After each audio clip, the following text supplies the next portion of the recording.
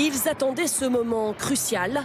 Depuis des années, ces jeunes pilotes découvrent le Charles de Gaulle, enfin autorisés à y atterrir et décoller. Et cela n'a rien d'évident.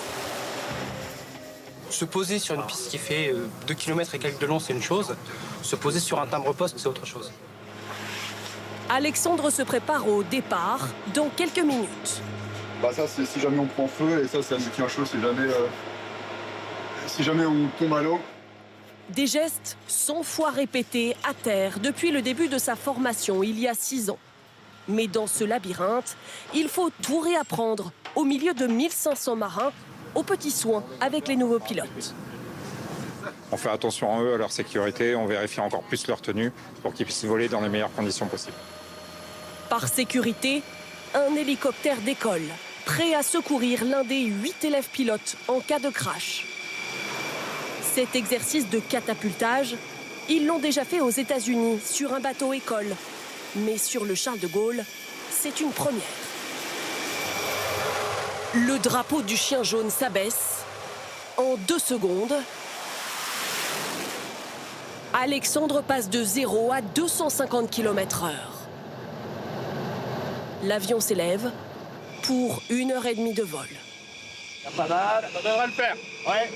Et déjà l'étape la plus délicate, l'appontage. Un atterrissage ultra précis pour attraper un câble sur le pont. L'avion freine brutalement. En cas d'échec, il faut redécoller aussitôt. Un pilote qui revient d'une mission longue, par conditions de mer délicates, avec un bateau qui bouge de nuit, doit toujours garder suffisamment d'énergie pour pouvoir revenir à bord. Ça nécessite des nerfs et ça nécessite de l'application. Nous retrouvons Alexandre, tout sourire. Quand on est au-dessus de la mer et que là, on voit un porte-avions au milieu en plus d'autres bateaux, on voit des porte-containers et puis en plus, là, on voit les copains qui tournent autour. C'est sûr que ça fait quelque chose. Un apprentissage progressif.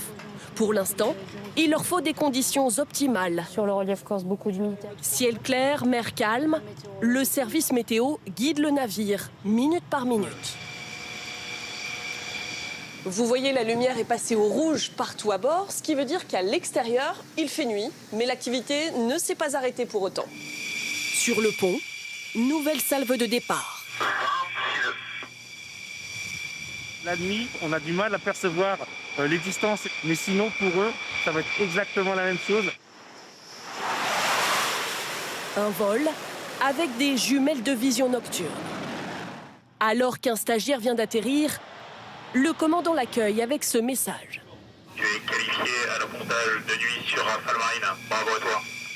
Être qualifié, c'est en quelque sorte obtenir un permis de conduire, avec un A dans le dos. Alors, c'est pas fini. L'appontage, c'est une infime finalement partie de la mission. Ils vont continuer leur formation de jeunes pilotes, c'est-à-dire réaliser des missions, le plus souvent à 2 ou à 4, mais depuis le porte-avions. Au-delà du pilotage pur, Alexandre doit encore apprendre à combattre dans les airs, affronter des météos moins clémentes, avant de devenir pleinement opérationnel dans quelques mois sur le Charles de Gaulle.